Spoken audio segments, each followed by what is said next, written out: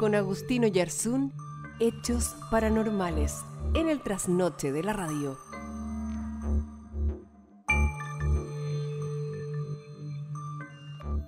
Jornada de día martes, ya tenemos contacto, como es habitual, con nuestro panelista desde Puerto Montt y a Agustín Oyarzún para hablar de estos temas. Pues hoy vamos a hablar de libros malditos. Eso fue lo que nos hemos comprometido en esta jornada y ya tenemos en línea a nuestro panelista habitual. Está un poco lento mi conectividad, te tengo que decir, Agustín. Esperamos que tengamos suerte en el día de hoy. Agustín, ¿cómo estás tú? Un placer saludarte. Muy buenos días. Hola, Mauricio. Estoy bien, gracias. Aquí esperando desde hace un rato para conectarme. Sí, estamos ahí haciendo la logística y todo para poder ya comenzar la conectividad contigo desde Puerto Montt. ¿Cómo está el tiempo en Puerto Montt? Bien, el día mejoró, ya salió un poco el sol. El fin de semana estuvo lloviendo bastante, pero ya estamos mejor, ya salió el sol otra vez. Ya. O sea, todavía no ha llegado nada de lo que dice del invierno y todo, ¿no? ¿Manteniéndose la cuarentena? Sí, durante la semana pasada llovió bastante. Ya sí, parecía que estaba acercándose el invierno, pero ahora parece que se tomó una pausa por un par de días, por lo menos. Ya. Bueno, por lo menos ahí está un poquito más tranquilo. Manteniéndose Sí. con la tranquilidad del hogar. Todavía como lejos con la posibilidad de volver a clase, ¿ah? Mira, por lo que dice el presidente, el ministro, en realidad no sabemos si vamos a volver, no vamos a volver, no se deciden cuándo va a ser el pic, si vale la pena, no vale la pena. Lo único que tienen claro es que parece que las escuelas rurales van a ser las primeras en volver. ¿Cuándo? No sé. Nosotros que estamos en la ciudad. Así que aún es incierto todo, no se sabe qué va a pasar el 27, si vamos a seguir en clases online, cuál va a ser la forma, no sé. Ahí durante la semana supongo que el ministro Figueroa dará a conocer el plan de acción. Bueno, claro, y lo que pasa es que cuando hay muchos niños, no sé si tendremos la capacidad para tenerlo con la distancia necesaria, No, y los niños podremos mantenerlo con mascarilla. Es un tema que no va a ser fácil, ¿ah? mira, yo creo que toda la gente que ha usado mascarilla se da cuenta que ya más de una hora uno no soporta con mascarilla. Imagínate estar 8 horas No, con comienza a mascarilla. digamos. Y más aún que el instructivo del Mineduc dice que los chicos debiesen estar a una distancia de 2 metros entre cada mesa. No se puede, la sala no da para esas distancias. Habría que tener 10 chicos en la sala para que puedan estar a un rango de 2 metros de distancia cada uno. Así que hay cosas que tienen que revisar ahí bien si quieren volver a clases tan prontamente. Oye, Agustín, ya entremos en materia con lo nuestro. Ya son las Perfecto. 2:17. Hoy vamos a hablar de libros malditos. Así es, porque este 23 de abril se conmemora el Día Internacional del Libro y los Derechos de Autor. Esta fecha se instauró por allá por 1926 oficialmente. ¿Ya? ¿Por qué es esta fecha 23 de abril? Porque coincide, por estas cosas de la vida, que ese día William Shakespeare, Miguel de Cervantes y Saavedra, Inca Garcilaso de la Vega fallecen un 23 de abril. Hay quienes dicen eso sí, que en realidad Cervantes fallece un 22 de abril y Shakespeare fallece, si no mal recuerdo, un 24, o ambos están cambiados. No fallecen un 23 de abril, pero para acomodar las fechas se instaura este día 23 como la celebración oficial del Día del Libro, ya que estos grandes exponentes de la literatura mundial fallecen un mismo día, y también otros exponentes de la literatura a nivel mundial nacen también un 23 de abril, y para conmemorar la fecha, o para llegar a un común acuerdo de cuándo se iba a celebrar, se establece el 23 de abril como el día oficial en que se celebra, se conmemora esto. Y se supone que la idea parte desde España. En el año 1923 se propone celebrar oficialmente ese día porque, como había fallecido Miguel de Cervantes, tal vez el escritor español más grande de todos los tiempos, ellos deciden que ese día, en conmemoración de su muerte, se celebra el Día del Libro, y así después, esto ya 3 años después, en 1926, se oficializa como Día Internacional del Libro, y en 1995 ya se declara como una celebración oficial de carácter mundial, como el Día Internacional del Libro y los Derechos de Autor, y eso es de lo que vamos a hablar hoy día. De algunos libros que se consideran malditos, y también vamos a hablar de 3 escritores que si bien algunos los pueden considerar malditos, podríamos decir que en realidad tuvieron mala suerte en su vida, además de que hay otro escritor del cual vamos a hablar, que se le acusa de ciertas cosas que al parecer simplemente se le acusa por la forma en que él se comportó, la forma en que se comportaba. Ahora, pero antes de seguir, ¿algún escritor que a ti te guste, Mauricio, que recuerdes ahora? Bueno, Gabriel García Márquez, por ejemplo, latinoamericano particularmente, Uh-huh. Gonzalo Rojas. ¿Leíste algo de Luis Varios, Sepúlveda, ¿no? recordando ahora que falleció hace poco? No he leído de Luis Sepúlveda, fíjate, bueno, tienes toda la razón. Falleció hace poco nuestro escritor nacional. Yo tuve que leer Patagonia Express y un viejo que leía novelas de amor. No me acuerdo mucho de qué tratan, pero es un escritor nacional y como tal hay que tenerlo en mente, también recordarlo.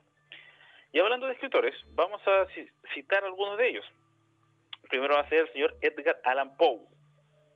¿Has leído algo de él o leíste alguna vez algo de Edgar Allan Poe? No he tenido el tiempo. Mira, entre sus relatos más conocidos están El Cuervo, que aparece también en una caracterización de Los Simpsons, La Máscara de la Muerte Roja, El Corazón delator, que también aparece en Los Simpsons, El Gato Negro y muchos otros relatos que van ligados al misterio y al terror generalmente. Ya, Edgar Allan Poe se caracteriza por esto. ¿Y por qué algunos denominan a Edgar Allan Poe como un escritor maldito o alguien con mala suerte? Porque su vida fue bastante trágica. Cuando era pequeño, sus padres, él pierde a sus padres cuando tenía 2 años. Luego fue educado por otra persona, por un padrastro, alguien que se hace cargo de su tutela, pero no se llevaba muy bien con esta persona. Es decir, desde pequeño, al parecer, Edgar Allan Poe tuvo ciertos problemas en su vida. Cuando van pasando los años, ya a medida que crece, se casa con Virginia Clem, quien resultaba ser su prima. En esa época era legal, estamos hablando de 1836. Ella tenía 13 años y Edgar Allan Poe tenía 27, se tiene una diferencia de 14 años. Años después, ella fallece en 1847 y debido a esto, Edgar Allan Poe, que ya tenía tendencias hacia el alcoholismo, aquí agrava su alcoholismo. Comienza a desaparecer, a vagar por la calle, algunos señalan que comienza a trastornarse, también a volverse loco de alguna manera, y lo encuentran varias veces vagando por las calles ya vestido con andrajos, con ropa muy vieja, delirando, siempre con su botella. Es decir, el final que tuvo Edgar Allan Poe fue bastante trágico, bastante triste. Termina falleciendo en un hospital el 7 de octubre de 1849. Ya él nace en 1809. A la edad de 40 años fallece Edgar Allan Poe. ¿Y por qué se le considera, reitero, un escritor maldito? Porque si bien sus relatos siempre están cargados al misterio, al terror, su vida fue bastante trágica también. Pero no tan trágica como la vida de Horacio Quiroga. No sé si, ya, tal vez Horacio Quiroga no es tan conocido, pero tiene grandes relatos también, sobre todo este que es Cuentos de la Selva, que debe ser su libro más conocido, y Historias de amor, de locura y de muerte, si no me equivoco. Cuentos de amor, de locura y de muerte, que también es de Horacio Quiroga, escritor uruguayo, que vivió entre los años 1878 y 1937. ¿Qué pasa con este señor? Si la vida de Edgar Allan Poe fue trágica, la de Quiroga, escritor uruguayo, fue peor. Su padre fallece accidentalmente cuando estaba manipulando una escopeta, se dispara y muere de un tiro. Después, el padrastro de Horacio Quiroga, al saber que estaba enfermo y que no iba a tener cura, se suicida. Poco tiempo después, y no contento con esto, su mala suerte se acrecienta, ya que mientras se encontraba con un muy buen amigo suyo y mientras estaba revisando una pistola, a Horacio Quiroga se le arranca un tiro y mata a su amigo, sin querer. Él mata a su amigo, que también era un escritor. Y ya siendo adulto, su esposa y una de sus hijas también fallecen, es decir, ellas se suicidan. Finalmente, Horacio Quiroga fallece en 1937 tras ingerir cianuro, es decir, él también se suicida. No sé si habías escuchado tú sobre este escritor y la muerte que lo rodea siempre, que estaba bastante cerca de él. No tenía el dato. ¿Y es por eso que se le llama el libro maldito, digamos? Después de esta realización de las obras, ellos les cuesta Mira, la vida. ellos no se caracterizan por ser, por tener historias que sean malditas, sí por tener una vida bastante turbulenta. Vamos a entrar más a fondo después. Primero estamos hablando un poco de algunos escritores que tuvieron una vida bastante trágica. Ellos están ligados al lado trágico. Ahora vamos con algo que es bastante peculiar. ¿Tú ubicas a Lewis Carroll? Lewis Carroll, Ya. autor de Alicia en el País de las Maravillas. Imagino que lo has leído o viste la película o alguna referencia. Sí, ¿no es cierto? claro. O sea, ¿quién no lo ha seguido, no? ¿Y tú sabías que a él se le inculpa de ser Jack el Destripador? Ah. Mira, esto surge no hace muchos años, en el año 96, un investigador llamado Richard Wallace inculpa a Lewis Carroll, es decir, lo señala a él directamente como uno o como la muy probable identidad de Jack el Destripador, quien era un asesino despiadado de Inglaterra de la misma época, es decir, ambos vivieron en el mismo año, Lewis Carroll y Jack el Destripador. ¿Por qué lo señala a él? Porque según supuestamente investigaciones que él realizó en varios pasajes de Alicia en el País de las Maravillas, él descubrió ciertos anagramas o mensajes secretos que en realidad revelaban sus verdaderas intenciones. Mensajes en los cuales, al parecer, acomodando ciertas frases, ciertas letras, Lewis Carroll confesaba que había matado a tal mujer en tal fecha, en tal lugar. Y de esa manera lo va inculpando. Ahora, que echa por tierra toda esta teoría, que en realidad si tomamos un libro y comenzamos a buscar ciertos mensajes ocultos, muy probablemente vamos a descubrir algo que vamos a poder de alguna u otra manera decir, mira, esto es un mensaje oculto, el autor quiso decirnos esto, etcétera.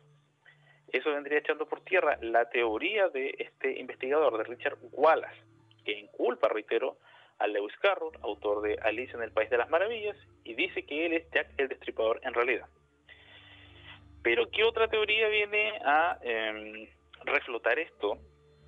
Que supuestamente tras la muerte de Lewis Carroll en 1898, él vive entre 1832 y 1898, también vivió bastante pocos años mejor dicho. Cuando él fallece, se supone que le hereda sus cosas a un heredero, como era la costumbre, y este heredero es su sobrino.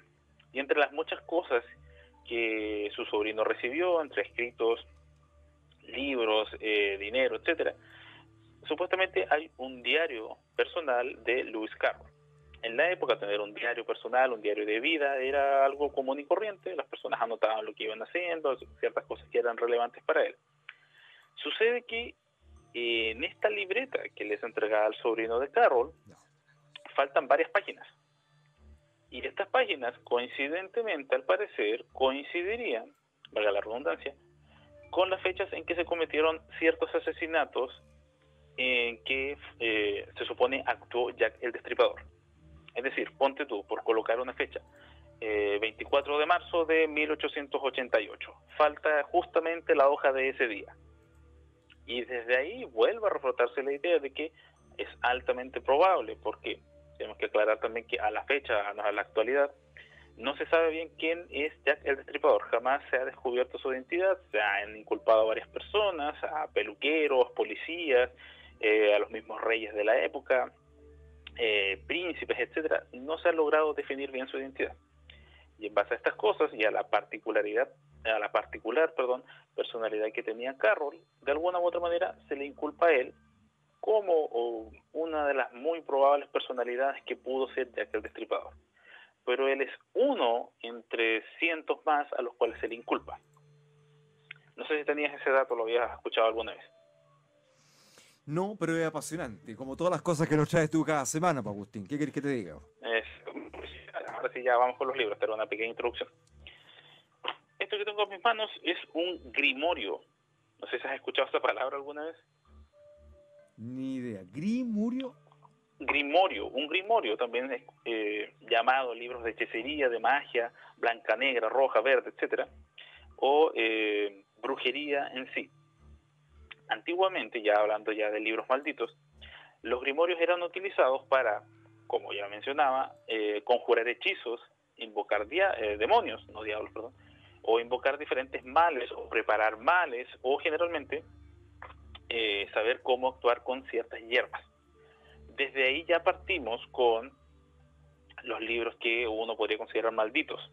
Y este libro en particular, el libro de San Cipriano, es bastante conocido porque se supone ayudaría a realizar ciertas invocaciones, si es que uno lo sabe interpretar bien, a realizar ciertas invocaciones para yo poder conjurar entes o seres que a mí me puedan ayudar, y también cómo yo podría encaminarme para realizar ciertos males o prevenirme de ciertos males.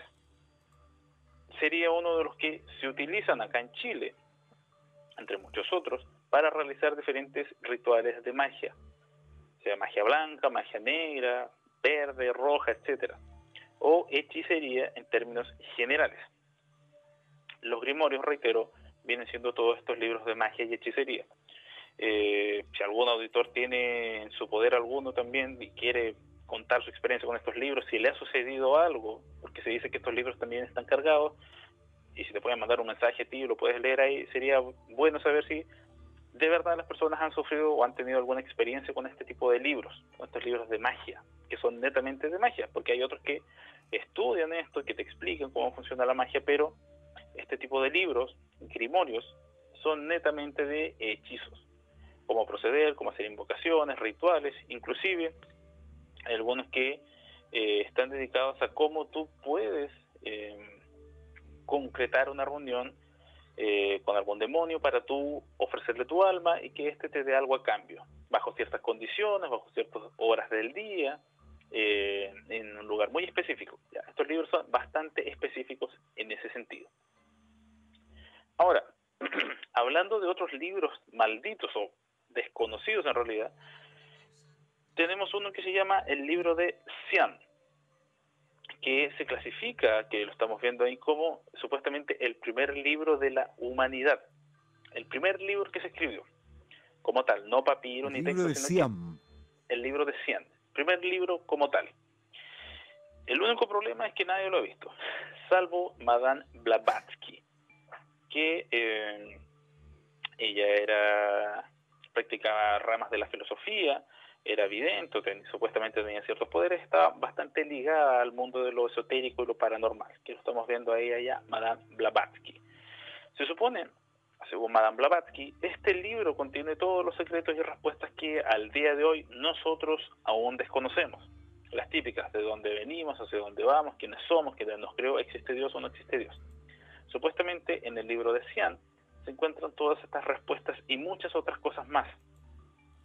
Sin embargo, quien logre obtener este libro corre, o quien logre leer alguna parte, corre el peligro de volverse loco si no sabe controlar el conocimiento o no es capaz de asimilar el conocimiento que le está siendo entregado. Se supone, según Madame Blavatsky, por lo demás, que este libro habría sido escrito o le habría sido entregado por habitantes de la Atlántida. Si tú te recuerdas, hace muchos capítulos atrás hablamos sobre supuestos continentes perdidos, que era bastante improbable que un continente se hundiera. Sin embargo, sí se han encontrado continentes hundidos, como el continente de Zelandia, que se encontró hace unos años, lo cual de alguna u otra manera da ciertas luces de que podría existir el continente de la Atlántida. Madame Blavatsky señala que esto le fue entregado por ellos. Por lo demás, dice que ahora, actualmente, este libro está sepultado, está bajo tierra en una biblioteca subterránea a 250 metros de profundidad en las montañas del Himalaya. Y para llegar ahí se necesita una especie de permiso especial para poder acceder a todo este conocimiento, y que también uno tiene que ser elegido para poder leer todo esto. En base a lo que Madame Blavatsky, que se supone se manejaba en magia, hechicería y todo lo esotérico paranormal, fue seleccionada y se le permitió acceder a este conocimiento. No completo, pero sí supuestamente ella pudo revisar bastante del contenido de este libro, que supuestamente, reitero, es el primer libro que existe, que no escribieron los humanos, sino que alguna raza inteligente anterior a nosotros. Y como también hablamos hace un tiempo, no sabemos nosotros si somos la primera civilización inteligente, si hubo otra y algún evento catastrófico arrasó con todo, eso no lo sabemos. Se teoriza que sí, probablemente pudo haber otra raza antes de nosotros, y por eso encontramos objetos o cosas que no coinciden o no se condicen con la época en la que fueron encontradas. Otro de estos libros malditos o que ocasiona Momento. Oh, ya, Antes de perfecto. seguir con el libro maldito, ¿podemos hacer un alto, querido Sí, Agustín? no hay ¿Te problema. parece?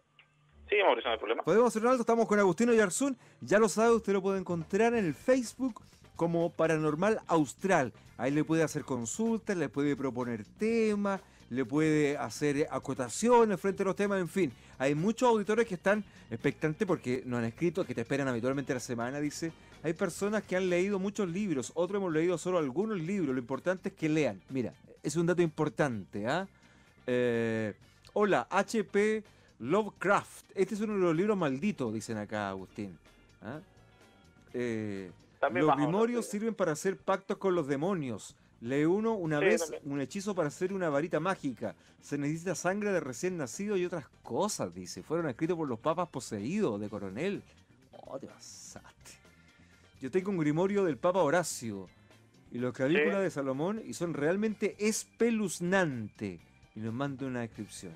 Ya, lo conversamos en breve, hacemos pausa y ya volvemos acá, en el trasnoche de la radio.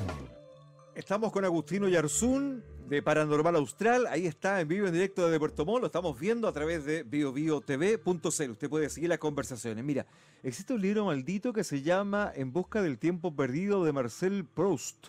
Yo creo que nadie lo ha terminado de leer. Libros malditos son puras mentiras. Yo leí el San Cipriano de Bea Pa y son pura estupidez. Auditores, ¿qué opinan? Ah? ¿Es cierto que las 13 palabras te dobladas sirven para deshacer un pacto con el coludo, dicen? Las 13 Son palabras algunas opiniones que redobladas, llegan de sí. los auditores, querido Agustín. Sí, Mauricio, bueno, se supone que las 13 palabras redobladas son para invocar y también para poderte defender de ataques de demonios o entes de carácter negativo. No recuerdo cuáles son las 13 palabras redobladas, te estaría mintiendo, pero sí funciona para eso. Es decir, no recuerdo cuáles son exactamente, no te lo podría recitar, pero se supone que sí sirven para ello. Respecto al libro de Marcel Proust, no lo he leído, pero sí hay libros que hay personas que aseguran que no han podido terminar a veces motivo. Se dice también que el libro El guardián en el centeno, no recuerdo quién lo escribió, pero sí me acuerdo del título, El guardián en el centeno, se dice que este libro se utilizaba para estrategias o para ejercer control mental sobre las personas. La CIA, se supone, según cuenta una historia de internet, una leyenda, un mito urbano, que antes de poder hacer el lavado de cerebro a las personas les hacían leer El guardián en el centeno porque supuestamente este libro tiene algunas especies de mensajes subliminales que harían que las personas sean más susceptibles a control mental. Pero como te digo, esa también es una teoría, una historia que corre por internet, que tampoco ha sido desmentida, eso sí. Y respecto a San Cipriano, bueno, depende cómo uno toma las lecturas. Sí, yo también lo leí y en realidad si tú lo lees con la intención de leerlo, obviamente vas a encontrar que puede que no diga mucho, que lo encuentres un poco tirado a las mechas, puede que no le encuentres sentido, y si vayas a terminar creyendo que son puras tonteras, así como podemos leer libros de demonología y creer también que son puras tonteras. Pasa lo mismo con acá, todo aquí es susceptible a la lectura, cada uno tiene su propia opinión y se forma una apreciación personal de lo que lee, en base a cómo también quiera adquirir el conocimiento. No sé si me explico bien. Sí, claro, porque también hay mucho de convencimiento, ¿no? Yo creo que la mente es muy importante al momento de poder creer algo. Es como la fe también, ¿no? Claro, mira, un auditor me preguntaba si creía en Dios. O sea, Pito, sé que vino la pregunta, pero voy a aprovechar de responderla acá. Y también algo que cuando hablamos de hace unas semanas, de Semana Santa, de Jesucristo, algunas personas parece que se malinterpretó lo que se dijo ese día, que en realidad no sé si sea ateo, pero lo que hablábamos era desde una postura que hablaban los historiadores sobre cómo supuestamente fue Jesús realmente como ser humano, obviando lo que aparece en la Biblia, ¿ya? Para hacer esa aclaración que parece que algunas personas lo malinterpretaron, pensaron que yo era ateo, que estaba atacando la religión. No. Esa vez hablamos desde un punto de vista en que cómo hubiese sido Jesús según la parte o el punto de vista histórico que dicen los historiadores según la experiencia recabada por ellos. Y ahora, si uno cree o no cree en Dios, eso es difícil de responder. Creo sí que debe existir un ser superior, porque si creo en fantasmas, duendes, entes, tengo que creer en otras cosas también. No puedo cerrarme que no, eso no existe, porque eso también abre la posibilidad a que me niegue a creer otras cosas, ¿ya? Si yo creo en algo, si creo, ponte tú un ejemplo bien burdo, si creo en unicornios, no puedo no creer en el chupacabras, porque ninguno de los dos se ha comprobado que existen, pero tampoco que no existen. Es decir, siempre hay que estar abiertos a esas posibilidades. Sí creo que debe existir algo superior, que esté por sobre todo, no sé si llamarle Dios, una inteligencia superior, porque también la concepción de Dios es distinta dependiendo de la fe de cada uno. Yo creo que tú también tienes tu propia percepción de cómo es Dios, y todos tenemos una concepción propia, ¿ya?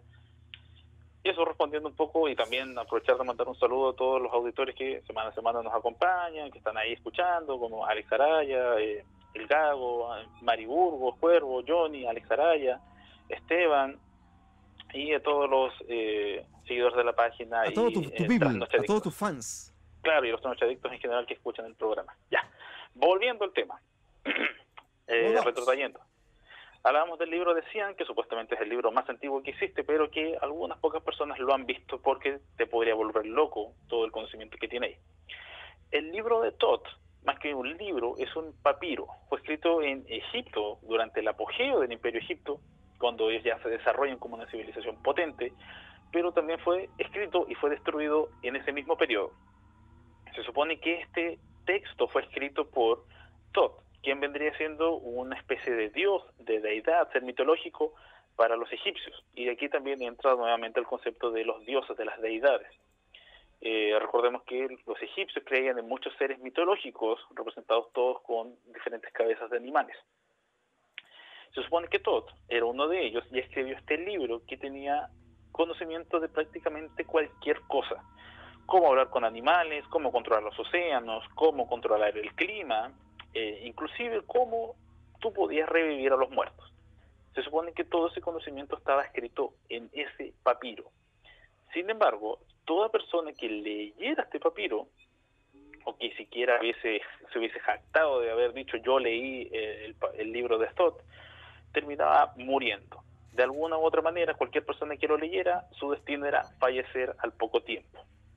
Debido a esto y a todo el conocimiento que tenía, se decidió destruir este texto porque resultaba o era un arma de doble filo. Te entregaba mucho conocimiento, pero a cambio de eso tú terminabas o volviéndote loco o falleciendo en circunstancias bastante extrañas.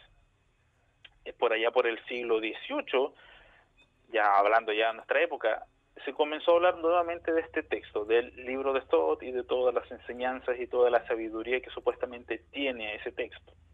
Ya en nuestros días se supone que las enseñanzas del libro de Tot, o algunas de las cosas que ahí aparecen, vinieron o se transformaron en las barajas del tarot. El conocimiento del tarot estaría inspirado de alguna manera en lo que aparecía en el libro de Tot. Todo este conocimiento de las estrellas, del futuro, de la vida, de la muerte, las representaciones iconográficas estarían inspiradas en este texto, según algunos investigadores. Pero te reitero una vez más, cualquier persona que era capaz de leer este texto se volvía loco o terminaba muriendo. Esos dos textos, son muy antiguos, poco probables de ver algún día en nuestra actualidad. Pero los dos finales, el manuscrito Voynich y el Codex Gigas, sí se pueden ver, sí se pueden apreciar, y de hecho en pantalla estamos apreciando algo del manuscrito Voynich. Este texto no tiene nada de maldito, pero nadie sabe qué es lo que dice.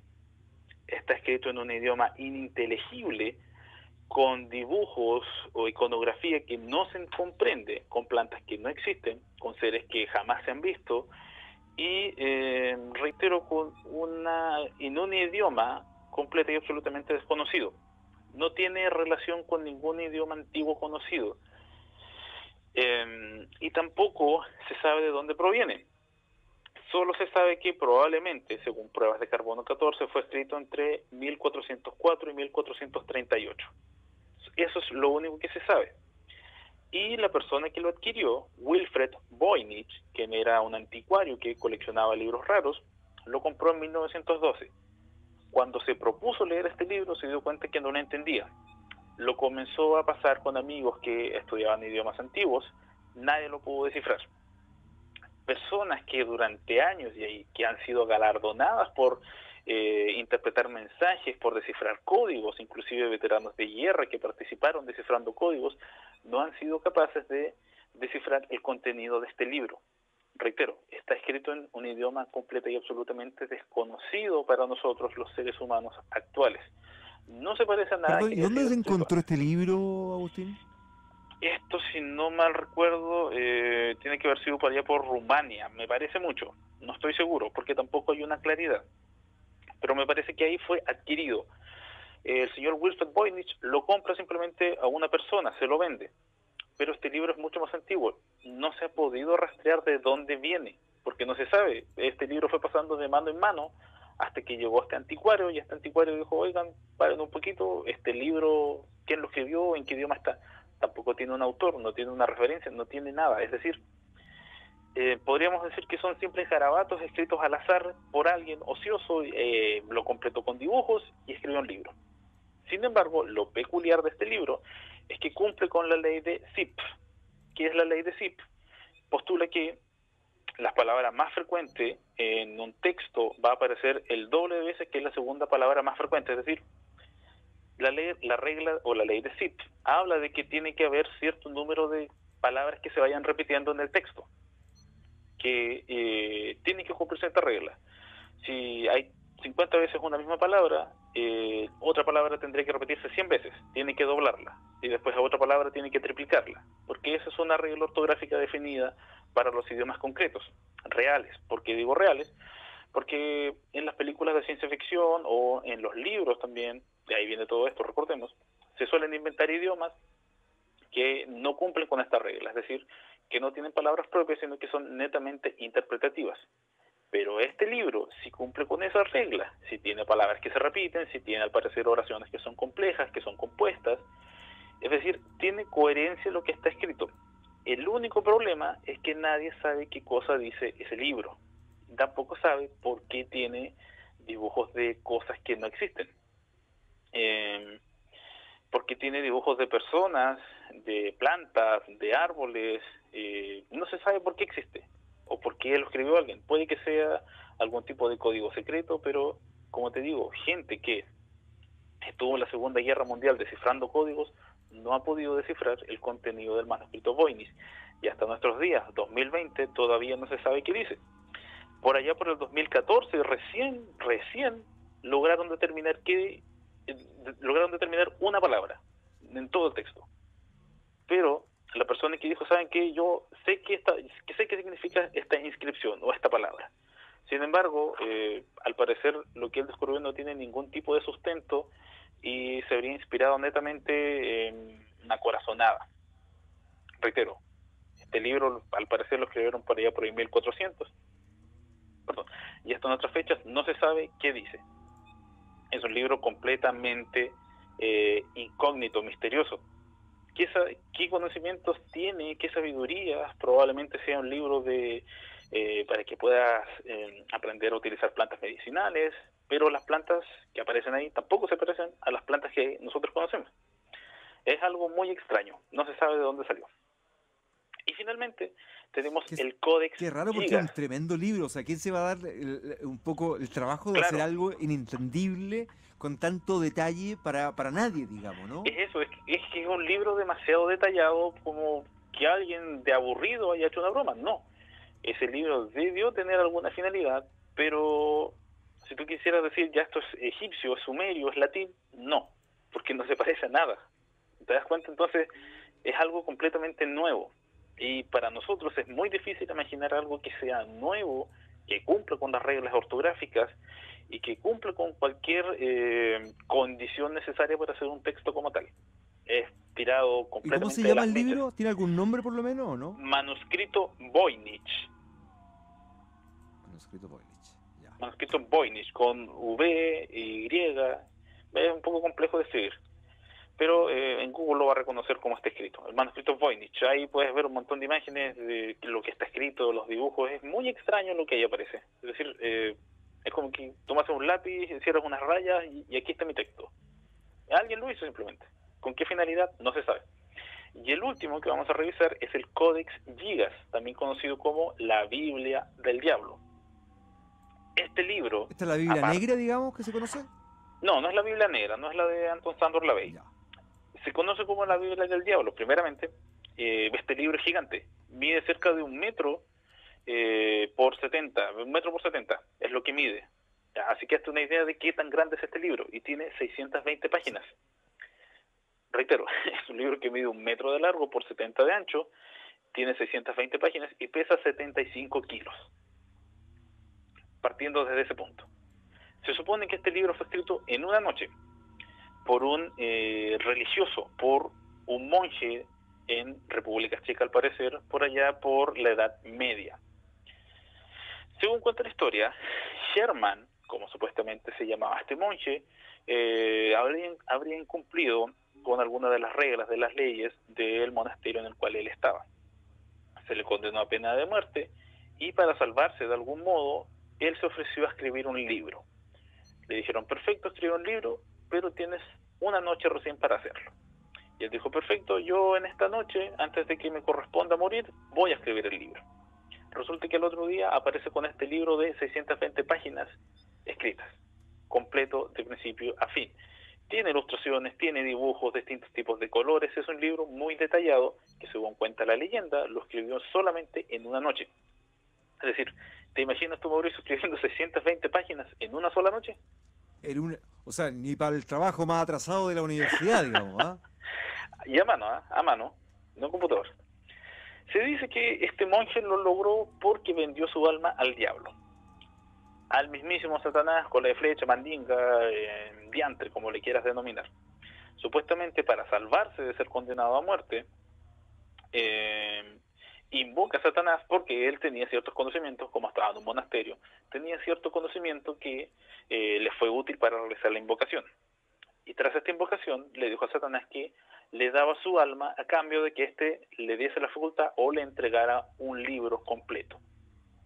En una de sus páginas aparece la imagen de un demonio. Si pudiese ir a las últimas imágenes que aparecen, por favor, Mauricio, del Codex Gigas, para ver esta imagen, aparece una ilustración a todo color en una sola hoja del libro que supuestamente retrata al demonio que lo ayudó, y es la página que se exhibe generalmente. Según estudios... Dame un segundito porque esta cosa está muy lenta, así que ya vamos a llegar a ello, así, tranquilísimo. Sí, ya no hay problema. Mira, hace unos años se hizo un estudio. Y sabemos que es imposible que alguien escriba 600 páginas de una sola tirada en una noche. Es imposible. Nadie lo hace. Si de verdad esta persona se hubiese propuesto escribir el libro, se hubiese demorado 30 años en hacerlo, en escribir 620 páginas a mano, trabajando 8 horas diarias. Se hubiese demorado 30 años, con todos los dibujos, los colores que tiene, empastando, haciendo la tapa, que además la tapa del libro es de madera sólida y está encuadernado con cadenas, ¿sí? Para que te hagas una idea de todo el detalle que tiene esta cuestión. Es gigante. Ahora, si el monje hubiese recibido ayuda, tal vez se hubiese demorado 15 años en hacer el libro. Aún así, es un periodo demasiado extenso. Y la historia, el mito urbano, que no se sabe cómo se originó, cuenta que en realidad esta persona lo escribió en una sola noche. Es decir, reitero, 620 páginas, empezó a escribir a las 10 de la noche y a las 6 de la mañana ya lo tenía listo. Escribió a una velocidad increíble. ¿Y qué es lo que dice este texto? Bueno, bastante enigmático, tiene fragmentos de la Biblia. Como monje, como buen monje, añadió textos o párrafos bíblicos. También tiene fragmentos de historia judía, de historia universal, plantas medicinales, interpretación del calendario, listas de personas que habían fallecido. Tiene demasiada información y también tiene, según dicen algunos, conocimiento sobre cómo realizar invocaciones efectivas, es decir, cómo yo en verdad puedo invocar a un demonio, cómo yo puedo transar con este. Pero el libro, como bien estamos viendo, se califica como un libro maldito. La primera persona que lo tuvo falleció debido a un ataque al corazón. Después lo tuvo un rey. Ahí estamos viendo imágenes del libro. Después lo tuvo un rey. ¿El libro todo sociedad? No te digo que mide es 1 metro de largo. O sea, calcula tú cuánto es 1 metro. Es de 1 metro por 70. ¿Lo hizo en una noche? Lo hizo en una noche. cuenta la historia. Y ahí está la imagen del supuesto demonio que lo habría ayudado. Se dibujó el mismo demonio ahí y dejó estampado su marca, su firma. Te decía yo, después este libro lo tuvo un rey. A ese rey lo invadieron, quemaron su castillo y el libro, oh sorpresa, sobrevivió. Pasaron los años, ese libro llegó a otra persona, también de la alta sociedad, de la alta burguesía, y esta persona también fallece en un incendio, pero el libro se salva. Y así con el pasar de los años, personas que tenían este libro en su poder personal fallecían en circunstancias muy extrañas. Después, con el tiempo, ya nadie quería este libro, lo fueron adquiriendo diferentes museos. Actualmente lo tiene el Museo o la Biblioteca Nacional de Suecia, está en poder de ellos. Ellos administran el libro, ellos lo cuidan. Se lo prestaron por unos años a República Checa para que República Checa, que es desde donde supuestamente nace este libro, lo pudiera exhibir a su comunidad porque es parte de su historia. Pero reitero, los suecos compraron este texto y les pertenece a ellos, y ellos lo tienen en una biblioteca, archivado, guardado, donde se puede ver, apreciar y mostrar al público, y es lo que estamos viendo ahí. Es decir, para dar vuelta a una hoja se necesitan prácticamente 2 personas, porque es una cuestión gigante, es un libro impresionante por la historia que tiene, sea verdad, sea mentira, por el conocimiento que guarda, las ilustraciones, la forma en que está diseñado. Te digo, reitero, las tapas son de madera, es como que agarró unas tejuelas o una lámina de madera larga y con eso hizo la tapa, la contratapa y lo anilló con cadenas. Y ahí está el libro, ¿te das cuenta? Y cada persona que lo tuvo falleció. Y según cuenta la historia, lo hizo en una noche. Ahora, algo que también preguntó alguien de Howard Philip Lovecraft. Lovecraft también es considerado uno de los maestros del terror. Bueno, él es del horror cósmico. Su obra más conocida son los mitos de Cthulhu, o Cthulhu, hay diferentes concepciones de cómo se dice. Zulu también le dicen algunos. Y se supone que Lovecraft habla sobre alguien conocido como el árabe loco, no recuerdo bien su nombre, que habría escrito un texto que se llama el Necronomicon. Se supone que el Necronomicon es netamente ficción, que lo escribió Lovecraft con un nombre ficticio, y este libro se supone que no existe, otras personas dicen que en realidad sí existe, pero cualquier persona que lea este libro, según cuenta el mito urbano, se volvería loco por todo el conocimiento que tiene guardado en él. También de la mano de lo que tienen los otros libros, cómo realizar invocaciones, protegerse de hechizos, conocimiento del más allá, etcétera, etcétera, etcétera. Y reitero, hay gente que dice que no, que en realidad este libro no existe, que es una invención de Howard Philip Lovecraft para también sus relatos, porque como buen escritor inventó sus propias historias, y para dar un poco más de sabor a esto, supuestamente crea esta historia que él leyó un libro de un árabe loco que tenía tal conocimiento. Otras personas tienen copias de un Necronomicon que supuestamente escribió Lovecraft, y hay otra historia, otra versión, que habla que este libro en realidad sí existe, y que Lovecraft, asustado de alguna manera porque reveló este secreto, terminó diciendo que en realidad el libro no existía, que era una mentira, y para resguardarse también un poco su integridad. Eso con el Necronomicon. Bueno, vaya, apasionante tema, ya va a estar disponible en nuestro Facebook, también en el tuyo, Agustino Oyarzún, todo esto para que puedan compartirlo, en fin. La Biblia dice, escrita para gobernar, un escrito de mentiras, sí, lisa y llanamente, escrito por sabios santos, ególatras, que le negaron. Pero bueno, más adelante vamos ya, a analizar un poco de eso también, en algún capítulo venidero sobre la Biblia y estos supuestos textos que no fueron incluidos en la edición final de la Biblia, y qué cosas revelarían, para ahondar más en eso, que también es un tema bastante interesante. Agustín, te mando un fuerte abrazo. Yo quiero agradecerte nuevamente que estés en contacto con nosotros nuevamente. Estamos nuevamente la próxima semana repasando estos relatos apasionantes que dicen relación con esto, ¿no? Que es lo paranormal, lo que no está a simple vista, que está un tanto oculto. Que tengas buena jornada, que descanse, y estamos el próximo martes nuevamente en contacto a ver cómo evoluciona el mundo, ¿no? Cada vez es tan distinto, tan extraño, ¿no? Mira, antes de que me vaya, no sé si leíste o escuchaste por ahí que supuestamente en Perú una niña había profetizado que mañana, en las calles de Perú, mañana 21 de abril, hoy mejor dicho, iba a acontecer algo bastante grave en Perú, que iba a pasar el ángel de la muerte, así decía la profecía de esta niña supuestamente, y que se le recomendaba a la gente no salir a las calles porque era peligroso. No sé si escuchaste lo que se está diciendo en el país vecino. No tenía ese dato ya. Así que eso, estar atento. Si pasa algo fuera normal en Perú, estar atento, porque al parecer esta niña sí ha acertado algunas otras profecías, según lo que estuve leyendo antes. Así que estar atento a qué sucede ahí. Probablemente no pase nada, pero no sabemos. Ojalá vos. Mira, no sé, Mauricio. Que diga Agustín, digamos, ya estamos un poco curados pantos, digamos. Se supone que el 29 de abril, creo que es el 29 a fin de mes, va a pasar un asteroide muy cerca de la Tierra y que podría ocasionar algún problema, podría chocar, pero cerca es decir que está a 7.000 millones de kilómetros. Así que no creo que impacte la Tierra. Pero sí hay algunas personas que piensan que hay alguna posibilidad de que impacte nuestro planeta ese meteorito, o ese asteroide, mejor dicho. Ay, te pasaste ya. Agustín Oyarzún de Paranormal Austral, desde Puerto Montt, en contacto con nosotros a esta hora en el Trasnoche de la Radio. Un abrazo, Agustín, cuídate. Normalmente, Mauricio, que estés bien.